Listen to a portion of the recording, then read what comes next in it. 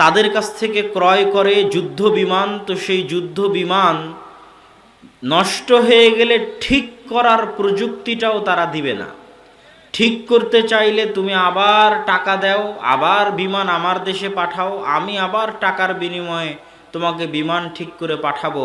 এর নাম হচ্ছে জ্ঞান, বিজ্ঞান এবং প্রযুক্তির দাসত্ব। কিন্তু দুঃখজনক কি? দুঃখজনক হচ্ছে যে আজকে এই দাসত্ব মুসলমানেরা ভোগ করছে। এই দাসত্বের গ্যাড়াকলে মুসলমানেরা তাদের জীবন যাপন পার করছে। এটা তাদের দোষ না মুসলমানদের দোষ? এটার দোষ হচ্ছে মুসলমানদের, তাদের দোষ নয়। কি জন্য? আমি এখন ইউরোপে পড়াশোনা করি, যুক্তরাজ্যে পড়াশোনা করি, তাদের দেশের বিশ্ববিদ্যালয়ের সাথে আমাদের দেশের শিক্ষা দীক্ষার তুলনা করার সামর্থ্য, বুঝ, বুদ্ধি, অভিজ্ঞতা আমার হচ্ছে এবং হয়েছে। সে আলোকে আপনারা জানেন, যারা এখানে স্টুডেন্ট আছে, ছাত্র আছে, শিক্ষিত শ্রেণী আছে, তাদের উদ্দেশ্য করেই মূলত আমি বক্তব্যটা দিচ্ছি। এখানে আমার যুবক সমাজ দ্বারা উদ্দেশ্য, যারা ছাত্র, যারা পড়ালেখা করে, তারাই উদ্দেশ্য। গোটা বাংলাদেশে এমন কোনো বিশ্ববিদ্যালয় নাই যে বিশ্ববিদ্যালয় আন্তর্জাতিক র্যাঙ্কিংয়ে প্রথম 1000 লিস্টের মধ্যে স্থান পাবে। অথচ যেই পাকিস্তানকে আমরা সকাল সন্ধ্যা গালি দিই, তাদেরও 4-5টা বিশ্ববিদ্যালয় এরকম আছে যেগুলো প্রথম 400, 500, 600-র মধ্যে আছে। আর ভারতের তো অগণিত অসংখ্য বিশ্ববিদ্যালয় প্রথম 20, 30, 40 লিস্টের মধ্যে আছে। বিশ্বের আরও যেগুলো উন্নত দেশ তারাও আছে, চায়না, আমেরিকা, ইংল্যান্ড সহ। তাহলে যেই বাংলাদেশের কোনো বিশ্ববিদ্যালয়, বুয়েট হোক, ঢাকা বিশ্ববিদ্যালয় হোক, প্রথম 1000 লিস্টের মধ্যে নাই, আর যারা জ্ঞান, বিজ্ঞান এবং প্রযুক্তিতে অন্যদের চাইতে 50 এবং 100 বছর পিছিয়ে, এবং যারা রাজনৈতিকভাবে 47-এ স্বাধীন হলেও, 71, 71-এ স্বাধীন হলেও জ্ঞান, বিজ্ঞান এবং প্রযুক্তিতে দাসত্বের জীবনযাপন করছে, সেই রকম একটা দেশের পাবলিক ইউনিভার্সিটি, যেটাকে বলা হয় প্রাচ্যের অক্সফোর্ড বলে মানুষ গর্ব করে, সেই রকম একটা পাবলিক ইউনিভার্সিটির হাজার হাজার ছাত্র এরকম বিশাল জনসমাবেশের চাইতে বিশাল জনসমুদ্র, বিশাল বড় জনসমুদ্র, হাজার হাজার লক্ষ লক্ষ ছাত্র যদি বিশ্ববিদ্যালয়ের ক্যাম্পাসের মধ্যে আনুষ্ঠানিকভাবে টিভি স্ক্রিন, পর্দা লাগিয়ে অন্য দেশের খেলা উপভোগ করে, একই অবস্থায় যখন আমরা যখন ইউরোপের কোনো বিশ্ববিদ্যালয়ে পড়াশোনা করি, যারা top ranking university, Oxford, Cambridge, Harvard সহ যেগুলো টপ র্যাঙ্কিং ইউনিভার্সিটি আছে, সেগুলো থেকে যখন এই দৃশ্য আপনি দেখেন, তখন লজ্জায়, অপমানে এবং কি বলবো, লজ্জায় অপমানে আপনার মাথা নত হয়ে আসবে এবং আশ্চর্য হতে হবে।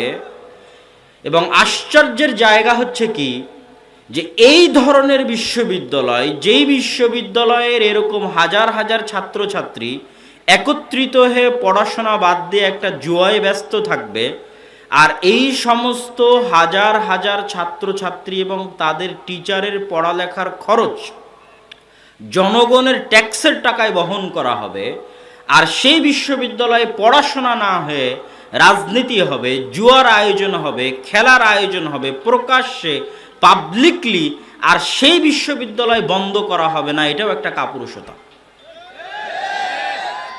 হয় বিশ্ববিদ্যালয় চালাতে হলে পড়াশোনার জন্য চালাতে হবে জনগণের টাকায়, এই সমস্ত ছাত্ররাই ভবিষ্যতে বিসিএস ক্যাডার হবে, পুলিশ হবে, র্যাব হবে, আর্মি হবে, এরাই দেশ পরিচালনা করবে।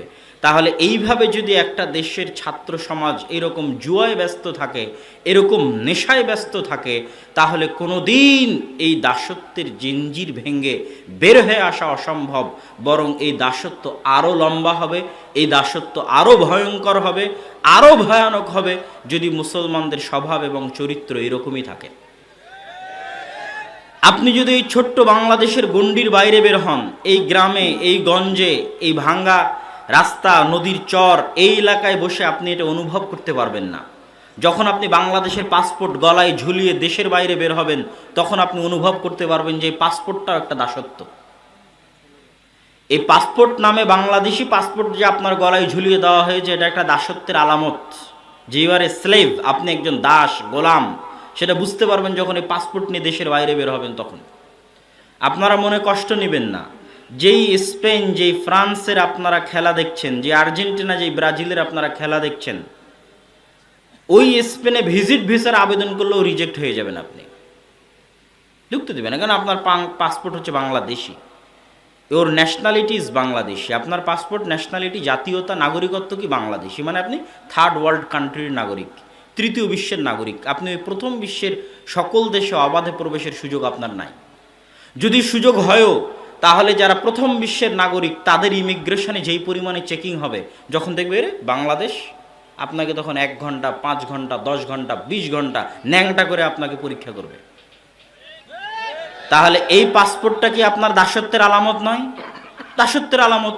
কিন্তু এই পাসপোর্ট গলায় ঝুলিয়ে যারা আপনাকে ন্যাংটা করে ইমিগ্রেশনে আপনাকে চেকিং করবে, আপনার এই ন্যাশনালিটি হওয়ার কারণে যে ওর বাংলাদেশি, সেই বাংলাদেশে বসে আপনি এবার তাদের খেলা দেখেন। তাহলে আপনার ভাগ্যে যদি গোলামি না থাকে, তাহলে কার ভাগ্যে গোলামি থাকবে? কে গোলামি করবে? শয়তান চায় মানুষকে মৃত্যুর কথা ভুলিয়ে রাখতে, মানুষ যেন মরণের কথা স্মরণ না করতে পারে।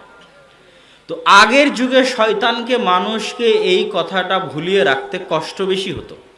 আর আজকের যুগে যখন থেকে এই মোবাইল এসেছে তখন থেকে, এবং এই যে খেলাধুলা, জুয়া, খেলার সাথে তো জুয়া ওতপ্রোতভাবে জড়িত, এই বিপিএল, আইপিএল, ক্রিকেট, ফুটবল, বিশ্বকাপ, এই খেলাধুলার জুয়া এবং এই মোবাইল, সামাজিক যোগাযোগ মাধ্যম, টিকটক, ফেসবুক, ইউটিউব, এগুলো আসার পর শয়তানের জন্য সহজ হয়ে গেছে যে মানুষ যেন ভুলেও মনে না করতে পারে যে মানুষ একদিন মারা যাবে।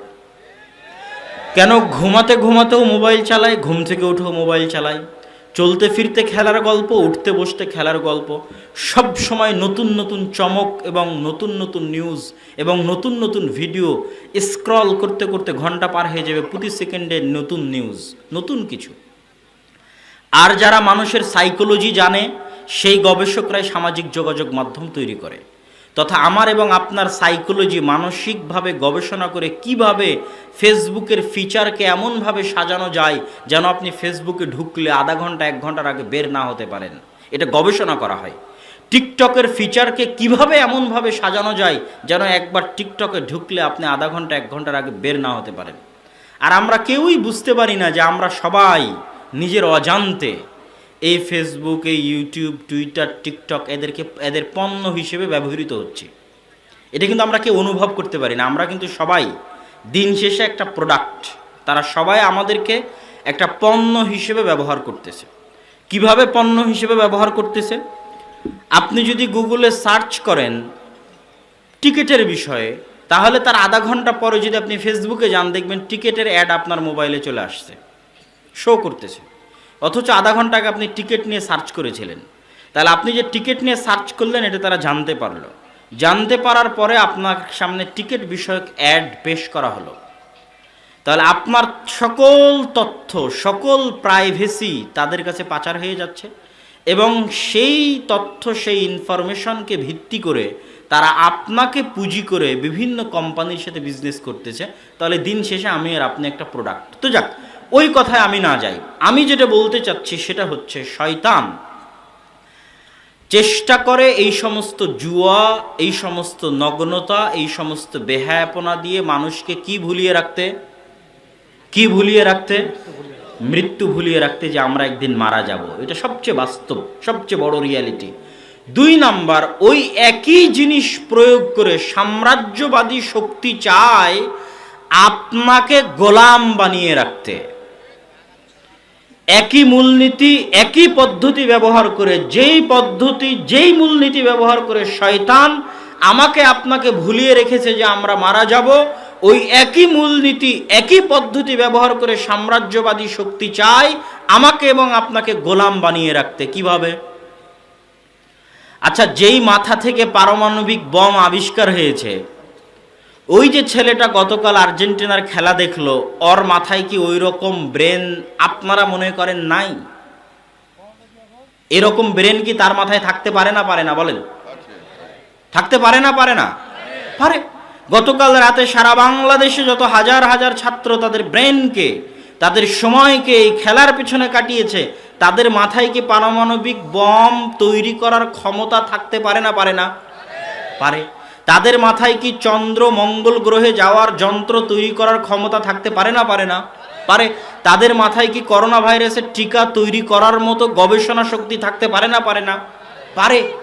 কিন্তু উন্নত বিশ্ব, ফার্স্ট ওয়ার্ল্ড কান্ট্রি, যারা সাম্রাজ্যবাদী শক্তি, যারা চায় আমাকে এবং আপনাকে গোলাম বানিয়ে রাখতে, তারা চায় না যে আপনার মেধা ওই জ্ঞানের পিছনে ব্যয় হোক।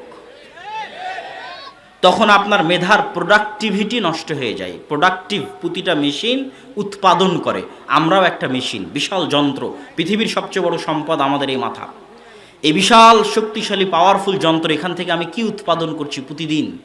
এই উৎপাদন ক্ষমতা নষ্ট করে দিবে মোবাইল, এই উৎপাদন ক্ষমতা নষ্ট করে দিবে জুয়া, উৎপাদন ক্ষমতা নষ্ট করে দিবে খেলা। তাহলে রেজাল্ট কি দাঁড়াবে? রেজাল্ট দাঁড়াবে যে এই বাংলাদেশিরা, এই বাঙালিরা, তোরা জন্ম নিবি, খেলা দেখবি আর মারা যাবি, জন্ম নিবি, খেলা দেখবি আর মারা যাবি, আর আমরা জ্ঞান বিজ্ঞান আবিষ্কার করব আর তোদেরকে গুলি করে তোদেরকে মারব। ঠিক আছে না? এটাই হচ্ছে সামারি। আপনার সন্তানেরা জন্ম নিবে, টিকটক ফেসবুক দেখবে আর খেলা দেখবে আর দুনিয়া থেকে বিদায় নিবে। এই যে যত যুবক আছে, এরা জন্ম নিবে, খেলা দেখবে, মোবাইল ব্যস্ত থাকবে, দুনিয়া থেকে বিদায় নিবে, পেশাব করবে, পায়খানা করবে আর দুনিয়া থেকে চলে যাবে। আর যারা তাদের সময়কে প্রোডাক্টিভ ওয়েতে কাজে লাগিয়েছে, তারা আপনাদেরকে শাসন করবে, আপনারা তাদের গোলাম হয়ে জীবনযাপন করবেন। একদম সিম্পল মূলনীতি, একদম সহজ মূলনীতি। শয়তান আপনাকে মৃত্যুকে ভুলিয়ে রেখে নিয়ে যাবে জাহান্নামে, আর দুনিয়াতে এরা আপনাকে, আপনার প্রোডাক্টিভ ব্রেনকে নষ্ট করে দিয়ে আপনাকে বানিয়ে রাখবে গোলাম। তাহলে দুনিয়াতে হলো গোলামির জিন্দেগি আর পরকালে হলো জাহান্নাম। ঠিক আছে? দুনিয়াতে হচ্ছে গোলামির জিন্দেগি। ওই গোলামির জিন্দেগি কেমনে পরীক্ষা করবেন? গলায় বাংলাদেশি পাসপোর্ট ঝুলিয়ে দেশের বাইরে বের হবেন, তখন পরীক্ষা করবেন যে ইউ আর এ গোলাম। এবং আপনাদের দেশের যারা উপর পর্যায়ের, তারাও বুঝতে পারে যে তারা বাইরে গেলে গোলাম। যারা দেশের নেতৃত্ব দিচ্ছে, তারাও যখন দেশের বাইরে যায়, তখনও তারা ট্রিটেড হয়, তাদের সাথেও ওই ধরনের ব্যবহার করা হয় যে সে কোন দেশের, সে কোন দেশের প্রধানমন্ত্রী, কোন দেশের রাষ্ট্রপতি, ও বাংলাদেশ, আচ্ছা আচ্ছা। তখন তার সাথে যে ধরনের ব্যবহার করা হয়, সেও ফিল করে যে আমি আসলে একটা গোলাম দেশের দায়িত্ব পালন করতেছি এবং আমিও আসলে একটা গোলাম। এবং আপনি যদি ফিল করতে চান, আপনিও বাংলাদেশি পাসপোর্ট নিয়ে বাইরে বের হবেন, তখন বুঝতে পারবেন যে আপনিও আসলে একটা গোলাম। কিন্তু এই গোলামির জিঞ্জির ভাঙবে কিসে?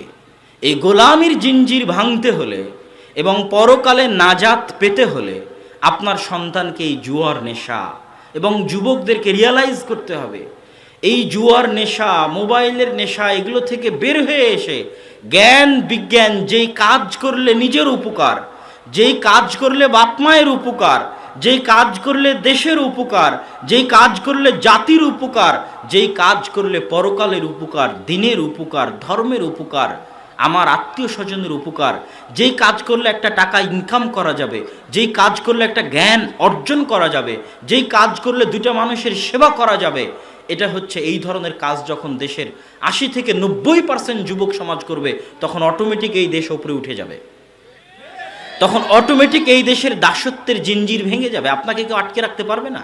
শুধু তাদের ব্রেন আছে আর আপনার ব্রেন না, এটা নয়, কিন্তু আপনার ব্রেন যেন আপনি ব্যবহারই না করতে পারেন, তার জন্য সকল আঞ্জাম প্রস্তুত করা আছে, সকল রাস্তা উন্মোচন করা আছে।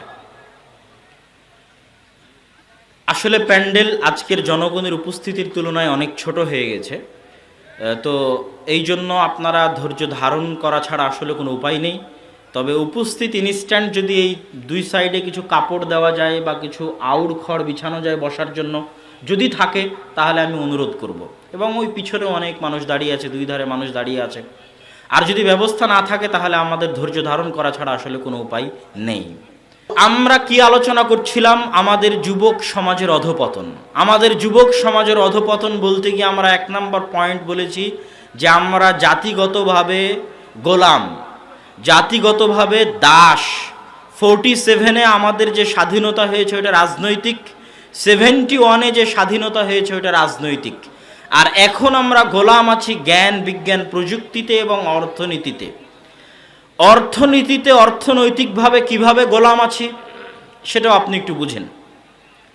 সুদী অর্থনীতি পুঁজিবাদী অর্থনীতি গোলামির সবচেয়ে বড় মাধ্যম। সুদী অর্থনীতি, পুঁজিবাদী অর্থনীতি দাসত্বের সবচেয়ে বড় মাধ্যম। এই পুঁজিবাদী এবং সুদী অর্থনীতি কেন দাসত্বের সবচেয়ে বড় মাধ্যম, আমি সংক্ষিপ্তভাবে আপনাদেরকে বোঝানোর চেষ্টা করব। যারা একটু শিক্ষিত মানুষ তারা অবশ্যই ভালোভাবে বুঝতে পারবেন, যাদের অর্থনীতি সম্পর্কে জ্ঞান আছে তারা আরও ভালোভাবে বুঝতে পারবেন, আর যারা বুঝতে কষ্ট হবে তারা যতটুকু বোঝার সম্ভব ততটুকু আপনারা বোঝার চেষ্টা করবেন। ইসলামী অর্থনীতির মূল ভিত্তি হচ্ছে টাকাকে তার গতিতে চলতে দাও। আজকে আমরা যেই নদীর উপর বসে আছি, যেই নদীর চরে বসে আছি, নদীর পানির নিজস্ব গতি আছে, নিজস্ব স্রোতের গতি আছে। আপনি যদি নদীর পানিকে তার গতিতে চলতে না দেন, নদীর পানিকে নিজের ইচ্ছামতো খাল, নালা, বিল, বাঁধ, ড্যাম তৈরি করে নিজের ইচ্ছামতো কৃত্রিমভাবে ব্যবহার করার চেষ্টা করেন, তাহলে প্রকৃতি ক্ষতিগ্রস্ত হয়, নদী ভাঙ্গন বেশি হয় এবং বন্যা বেশি তৈরি হয়, প্রাকৃতিক দুর্যোগ বেশি দেখা যায়। এই জন্য নদীকে তার গতিতে চলতে দিতে হয়। ঠিক নদীর মতোই টাকার নিজস্ব গতি আছে। টাকার নিজস্ব গতি কি? আপনারা কথা না বলে আস্তে আস্তে কাজটা সারার চেষ্টা করেন। টাকার নিজস্ব গতি কি? টাকার সবচেয়ে বড় গতি হচ্ছে কাজ করে টাকা ইনকাম করতে হবে। একটু বুঝেন, সহজ কথা একদম। টাকার নিজস্ব গতি হচ্ছে কাজ করে টাকা ইনকাম করতে হবে, তথা বসে থেকে টাকা পাওয়া টাকার গতি নয়। আমি বসে আছি আর আমাকে একজন এমনি এসে 500 টাকা দিয়ে গেল, এটা টাকার গতিকে নষ্ট করে দিবে। কাজ করে টাকা নিতে হবে, এটা হচ্ছে টাকার নিজস্ব গতি। এবার যখন সুদী অর্থনীতি প্রয়োগ করা হলো, তখন টাকার গতিকে বাধাগ্রস্ত করা হলো। টাকার গতিকে কিভাবে বাধাগ্রস্ত করা হলো? আমার আপনার মতো একদল মানুষ 500, 1000, 10,000 করে টাকা ব্যাংকে জমা রেখে এসেছে। ব্যাংক বলছে আমাকে এবং আপনাকে ওই টাকার বিপরীতে ব্যাংক প্রতি মাসে 100 টাকায় 10 টাকা হারে সুদ দিবে। আমাদের এখানে যতজন মানুষ আছে তাদের সবার টাকা চাঁপাইনবাবগঞ্জ ব্যাংকে 500, 1000, 1 লক্ষ করে জমা করলে 1 কোটি, 1,000 কোটি টাকা যদি হয় ধরলাম, তো ওই 1,500 কোটি টাকা ব্যাংক আবার আর 5-10 ব্যবসায়ীকে লোন দিবে। ওই 5-10 ব্যবসায়ীকে তারা বলবে তুমি আমার কাছ থেকে টাকা নেও, তবে প্রতি মাসে তোমাকে 100 টাকায় 20 টাকা সুদ দিতে হবে। তাহলে ওই ব্যবসায়ীর কাছে ব্যাংক 100 টাকায় 20 টাকা সুদ নিল, আর আপনাকে 100 টাকায় 10 টাকা সুদ দিল, মাঝখানের 10 টাকা ব্যাংকের লাভ। এটা হচ্ছে পুঁজিবাদী অর্থনীতিতে ব্যাংকিং সিস্টেমের মূল ভিত্তি। ব্যাংকিং সিস্টেমের মূল ভিত্তি হাজার হাজার মানুষের কাছে টাকা নিবে, নির্দিষ্ট কিছু ব্যবসায়ীকে টাকা দিবে, ব্যবসায়ীর কাছে উচ্চ হারে সুদের লোনের বিপরীতে টাকা নিবে, সুদ নিবে, আর ওটার চাইতে কম হারে সুদে গ্রাহককে মুনাফা বা লাভ বা ইন্টারেস্ট দিবে, আর মধ্যের ইনকামটা ব্যাংকের ইনকাম। সেই ইনকাম দিয়ে ব্যাংকের কর্মচারী, ম্যানেজার, কর্মকর্তা, কর্মচারী তারা চলবে। এটা হচ্ছে সিম্পল মূলনীতি। এখন এই ব্যাংকিং সিস্টেমে কি ঘটলো? ব্যাংকিং সিস্টেমে দুইবার টাকার গতি বাধাগ্রস্ত হচ্ছে। এক, যখন এই টাকার বিনিময়ে আমি বসে থেকে টাকা নিচ্ছি তখন টাকার গতি বাধাগ্রস্ত হচ্ছে। কেন? ওই টাকাটা আমি একটা জিনিস, একটা কলম কেনার বিনিময়ে যদি টাকা নিতাম তবুও টাকার গতি ঠিক থাকতো, যে একটা পণ্য একজনের হাত থেকে আরেকজনের হাতে গেল তাই আমি টাকাটা পেলাম, আমি একটা কাজ করলাম তাই আমি টাকাটা পেলাম। এই কাজের বিনিময় ছাড়া, কোনো একটা জিনিস কেনা বেচা ছাড়া অটোমেটিক বসে থেকে আমি মুনাফা এবং ইন্টারেস্ট পাচ্ছি, এটা টাকার গতিকে বাধাগ্রস্ত করে। সামগ্রিকভাবে গোটা সমাজের টাকার গতিকে, গোটা দেশের টাকার গতিকে, গোটা পৃথিবীর টাকার গতিকে। আর ওই যে একদল ব্যবসায়ী যে 1,500 কোটি টাকা নিল, নিয়ে কোনো জিনিস বিক্রি করা ছাড়া, কোনো জিনিস কিনা ছাড়া, কোনো কাজ করা ছাড়া অতিরিক্ত টাকা যখন ব্যাংকে দিচ্ছে, তখন তার টাকার গতি বাধাগ্রস্ত হচ্ছে এবং সেটা সামগ্রিকভাবে গোটা দেশে এবং গোটা পৃথিবীতে টাকার গতিকে বাধাগ্রস্ত করতেছে। ফলে কি হচ্ছে? আপনি তো বলছেন দেশ উন্নত হচ্ছে, পৃথিবী উন্নত হচ্ছে, কিন্তু না, ফলে কি হচ্ছে আপনি বুঝেন। ফলে হচ্ছে, যদি আজকে বাংলাদেশের টাকার 1 একটা টাকার গতিকেও বলা হয় যে এই টাকা কাজের বিনিময়ে ছাড়া, এই টাকা কোনো পণ্যের ক্রয় বিক্রয় ছাড়া লেনদেন হবে না সারা বাংলাদেশে আজকে। এবং সারা বাংলাদেশে আজকে ইসলামী অর্থনীতি চলবে এবং টাকাকে তার গতিতে চলতে দিতে হবে। টাকা যখন তার নিজস্ব গতিতে চলবে তখন যে 500 টাকার মালিক হওয়ার কথা ও 500 টাকারই মালিক হবে, যে 1000 কোটি টাকার মালিক হওয়ার কথা 1000 কোটি টাকারই মালিক হবে, তথা 1000 কোটি টাকার মালিক হওয়ার মতো যে পরিশ্রম করেছে ও 1000 কোটি টাকার মালিক হবে, যে 50,000 টাকার মালিক হওয়ার মতো পরিশ্রম করেছে ও 50,000 টাকারই মালিক হবে, যে 500 টাকা অর্জন করার মতো পরিশ্রম করেছে ও 500 টাকারই মালিক হবে। এটা হচ্ছে টাকা যখন তার নিজের গতিতে চলবে। এবার টাকার গতিকে যখন আমি বাধাগ্রস্ত করে দিয়েছি, দেশে সুদী অর্থনীতি কায়েম করেছি, তখন কি হচ্ছে, এই 16 কোটি মানুষের মধ্যে প্রত্যেকটা মানুষ তার পরিশ্রম অনুযায়ী যেই টাকার মালিক হওয়ার কথা সেই টাকার মালিক না হয়ে দেখা যাচ্ছে 500 জন বা 1000 জন মানুষ গোটা দেশের 100 ভাগের 80 ভাগ 90 ভাগ টাকার মালিক। আর আমরা আর আপনারা যে অর্থনৈতিক কষ্টে আছি, গরিব থেকে গরিব হচ্ছি, এটা মূলত এই গোটা দেশে সুদী অর্থনীতি চলতেছে তার কারণে। এর দ্বিতীয় কোনো কারণ নাই। আমার এবং আপনার গরিব থাকার আর দ্বিতীয় কোনো কারণ নাই। আপনি মনে করতেছেন গরিব থেকে উদ্ধার হওয়ার জন্য লোন নিব, আপনি আরো গরিব হবেন। কেননা ক্ষুদ্র ঋণ নিয়ে আপনি ধনী হতে পারবেন না। এমন সিস্টেম এই সুদী অর্থনীতির, যে কোটি কোটি টাকা চুরি করে নিবে ওই সবচেয়ে বড় ধনী হবে, যে হাজার হাজার কোটি টাকা ঋণ ফাঁকি দিবে ও সবচেয়ে বড় ধনী হবে। তো ওই যে হাজার হাজার কোটি টাকা সে নিয়ে গেল, ওটা তো আমার আপনার টাকা। এখন আপনারা শুনছেন ইসলামী ব্যাংকে টাকা নাই, তখন আপনারা সবাই বলছেন আমার টাকা আমি ইসলামী ব্যাংক থেকে নিতে যাব। কিন্তু এটাও অর্থনীতিতে খুব ভুল সিদ্ধান্ত। কি জন্য ভুল সিদ্ধান্ত? আপনাকে বাংলাদেশ সরকার টাকা ছাপিয়ে দিয়ে দিবে, আপনি টাকা নিতে যাবেন, টাকা ছাপিয়ে দিয়ে দিবে, টাকার তো কোনো সমস্যা নেই। কি ঘটবে? একটা বাড়ির দাম 5 কোটি টাকা, এই বাড়ির 5 কোটি টাকার বিপরীতে আমি 10 কোটি টাকা ছাপিয়ে মানুষকে দিয়ে দিয়েছি। যখন 10 কোটি টাকা ছাপিয়ে মানুষকে দিয়ে দিয়েছি, বাড়ি বাড়ির জায়গায় আছে, কিন্তু 5 কোটি টাকার দাম কমে 10 কোটি টাকা, 5 কোটি টাকা 10 কোটি টাকায় পরিণত হয়ে গেছে। তখন আপনি 5 কোটি টাকা দিয়ে যে বাড়ি কিনতে পারতেন সেই বাড়ি আর 5 কোটি টাকায় দিয়ে কিনতে পারছেন না, 10 কোটি টাকা দিয়ে কিনতে হচ্ছে। তাহলে আপনারা সবাই যখন ব্যাংক থেকে টাকা উঠিয়ে নেবেন, বাংলাদেশ ব্যাংক তার রিজার্ভের বিপরীতে, তার স্বর্ণের বিপরীতে যখন আপনাদেরকে বেশি পরিমাণে টাকা দিয়ে দিবে নতুন করে নোট ছাপিয়ে, তাহলে কালকে যেই সরিষার তেলের দাম 50-60 টাকা ছিল, আজকেই সেই সরিষার তেলের দাম 80-90 টাকা হবে। সরিষার তেলের দাম বাড়েনি, টাকার মান কমে গেছে। এই হলো সুদী অর্থনীতির বেড়াজাল। এই সুদী অর্থনীতির বেড়াজালে আমাদের দেশের মানুষ গরিব থেকে গরিব হচ্ছে, আর আমাদের দেশ অন্য দেশের তুলনায় গরিব থেকে গরিব হচ্ছে। যেহেতু সারা পৃথিবীতে সুদী অর্থনীতি চলতেছে, দেশের মধ্যে যেমন আমরা মানুষ হিসেবে গরিব থেকে গরিব হচ্ছি, পৃথিবীর অন্য দেশের তুলনায় যারা এই সুদী অর্থনীতিকে কন্ট্রোল করার সাথে সম্পৃক্ত আছে, তাহলে সারা পৃথিবীর প্রতিটা জাতি গোষ্ঠীর মানুষ যদি স্বাধীন হতে চায়, টাকাকে তার গতিতে চলতে দিতে হবে। কোনো পুঁজিবাদী সিস্টেম চলবে না, সুদী অর্থনীতি চলবে না। এটা বিশ্বের সকল মানুষের এর মধ্যে কল্যাণ আছে। জ্ঞান বিজ্ঞান এবং প্রযুক্তির শিক্ষা উন্মুক্ত করে দিতে হবে, সবার জন্য উন্মুক্ত করে দিতে হবে। তাহলে সবাই পৃথিবীতে স্বাধীনভাবে জীবনযাপন করতে পারবে। কিন্তু সেই সিস্টেম তারা করবে না।